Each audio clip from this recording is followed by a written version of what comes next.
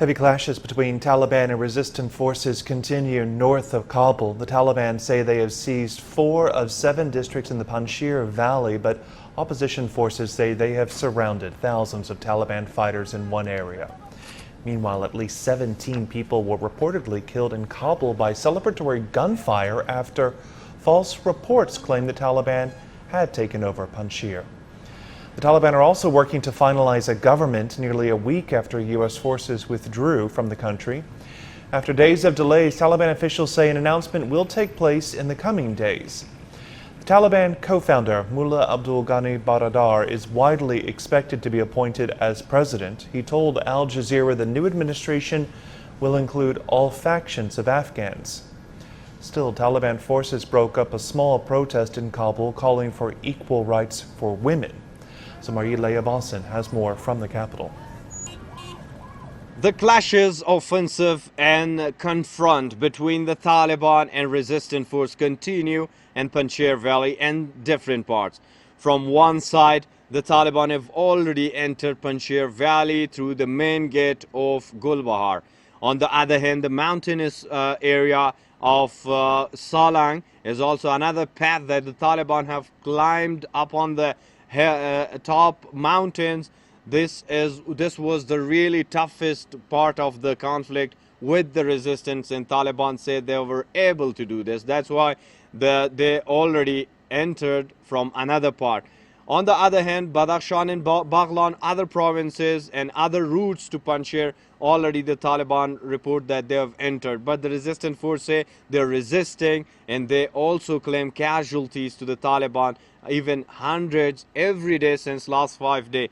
But the situation is foggy and unclear because the sources is very much hard to reach in Panjshir, and both of the sides make it difficult to reach the exact information about the war, and the clashes continue, and the one and only spot of all over the country, the Panjshir Valley, the strategic part, and it could breach the war in different eras. In a civil war is possible if Panjshir Valley remain the same.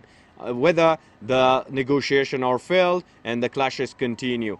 The Taliban claim they are close to Panjshir hub center, the central city of Bazarak, where now, according to the reports, Amrullah Saleh and Ahmad Masood, the 2 top leaders of the resistant force, are still there according to their own accounts. And also the Taliban claim they will soon solve the issue of Panjshir. Zmaryaleh Abbasin, CGTN, Kabul. Kabul's airport has also reopened. Passengers boarded planes on Saturday as an Afghan airline resumed domestic flights. A technical team from Qatar helped repair the runway and reopen the airport to allow in flights and humanitarian aid. The vital lifeline had been closed since the end of a massive U.S.-led airlift evacuated more than 100,000 people. The Taliban says it is now capable of keeping the airport safe. These troops are trained in different areas. They are trained in tactics and special operations. They are also trained in patrolling and working at checkpoints. We are confident in our ability to keep Afghans safe, and we are ready to protect Afghans anywhere in the country. And there are some signs that life is getting back to normal in Kabul. The money exchange market in the Afghan capital has reopened. It had been closed since the Taliban entered the city. Obdaidullah Mosaferzada has more. I'm standing inside the main money exchange market in Kabul. When Taliban got the power, this market has been closed, and today, after 3 weeks, it's reopened. Before Taliban, the rate of $1 to Afghani was 76, but today, the rate of $1 in Afghani is 86. Well, the money exchange market was very crowded on Saturday when it resumed business. The head of the market says exchange rates are still fluctuating. He hopes the government can introduce policies to get the economy going. I hope the situation will get better and that the government will enforce good policies and our country's economy will recover. If Afghanistan can become peaceful and stable, there will be many countries interested in investing in us, and our nation will definitely become prosperous.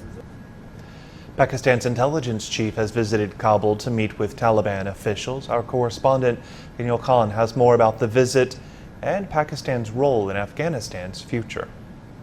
According to reports in Pakistan's local media, the high-level military delegation of Pakistan will hold key meetings in Afghanistan. Issues relating to border security, economy and other matters will be discussed during this meeting. And the Pakistani delegation will also call on the Taliban's government intelligence chief Najibullah along with other top officials. Now, reports also say that both sides will discuss matters of mutual cooperation, and an official statement about the top-level meeting is yet to be announced. Observers say that the world community must come forward with humanitarian assistance to prevent further suffering of the Afghan people.